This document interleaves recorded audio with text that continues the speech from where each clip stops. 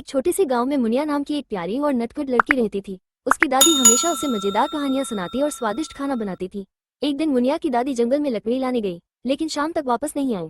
मुनिया बहुत घबरा गई और अपनी दादी को ढूंढने जंगल में चली गई। चलते चलते वो एक छोटी सी झोपड़ी पर पहुंची। झोपड़ी में 3 बूढ़ी औरतें बैठी थी।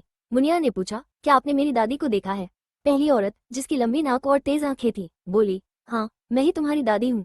मुनिया ने शक भरी नजरों से देखा और कहा, तुम्हारी नाक इतनी लंबी क्यों है? मेरी दादी की तो नहीं थी। दूसरी औरत, जो बहुत मोटी और अजीब सी हंसी हंस रही थी, बोली, मैं तुम्हारी दादी हूँ, प्यारी बच्ची। मुनिया ने कहा, लेकिन मेरी दादी इतनी मोटी तो नहीं थी, और उनकी हंसी इतनी डरावनी भी नहीं थी।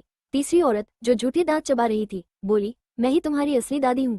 मुनिया ने हंसकर कहा, नहीं, मेरी दादी के दांत तो असली थे, तुम तीनों मेरी दादी नहीं हो। तभी झोपड़ी के बाहर से आवाज आई, मुनिया, मैं यहाँ हूँ। मुनिया दौड़कर बाहर गई और देखा कि उसकी असली दादी एक पेड़ के नीचे बैठी थी। वो लकड़ियां जमा करते समय थक गई थी और वहीं आराम कर रही थी। मुनिया ने खुशी खुशी अपनी दादी को गले लगाया और कहा, दादी, इन 3 अजीब औरतों ने मुझे खूब हंसाया, लेकिन मैं जानती थी कि आप ही मेरी असली दादी हैं। चैनल को लाइक, शेयर और सब्सक्राइब करें और हमें फॉलो करें।